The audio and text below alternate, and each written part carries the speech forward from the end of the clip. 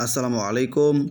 প্রিয় দশম মানবিক বিভাগের শিক্ষার্থী বন্ধুরা, তোমাদের জন্য ভূগোল ও পরিবেশের আরও একটা এমসিকিউ বা বহু নির্বাচনের ক্লাস নিয়ে আসলাম। এটা হচ্ছে তোমাদের ভূগোল ও পরিবেশের দ্বিতীয় অধ্যায় থেকে করা হচ্ছে, মহাবিশ্ব আমাদের পৃথিবী। তো যাই হোক, এটা হচ্ছে একটা অধ্যায়ভিত্তিক মডেল টেস্ট, তোমাদের অনেক উপকার হবে। চলে যাচ্ছে মূল পড়া দিকে। মঙ্গল গ্রহের রং কীরূপ? উত্তর লালচে। কোন গ্রহে 2টি উপগ্রহ আছে? মঙ্গল। এটা হচ্ছে তারপর উপগ্রহ সংখ্যা সবচেয়ে বেশি কোন গ্রহের? এটা হচ্ছে বৃহস্পতি। কোন গ্রহে অ্যাসিড বৃষ্টি হয়? শুক্র। এরপর পৃথিবীর নিকটতম নক্ষত্রের নাম কি? সূর্য। লিপ ইয়ারের বাংলা প্রতিশব্দ কি? অধিবর্ষ। এরপর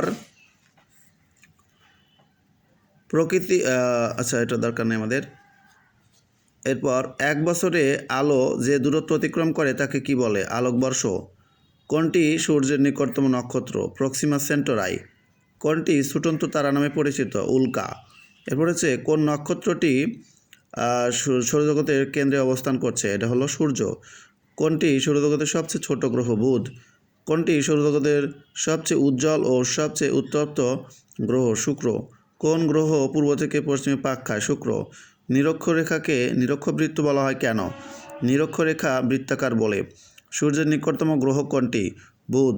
নক্ষত্রগুলো কী দ্বারা তৈরি? হাইড্রোজেন ও হিলিয়াম দ্বারা তৈরি। কোন গ্রহটিকে গ্রহরাজ বলা হয়? এটা হচ্ছে বৃহস্পতি।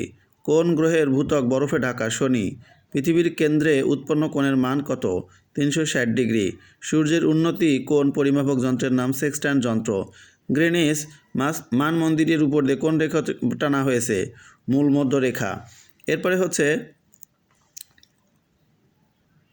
দাগ্রিমা রেখা নির্ণয় করা হয় স্থানীয় সময়ের পার্থক্যের মাধ্যমে, গ্রিনিচের সময় দিয়ে নাকি বিষুবলম্ব দিয়ে? উত্তর হবে 1 ও 2, অর্থাৎ স্থানীয় সময়ের পার্থক্যের মধ্য দিয়ে আর গ্রিনিচের সময় দিয়ে। যাই হোক, এখানে একটা উদ্দীপক থেকে করা হয়েছে।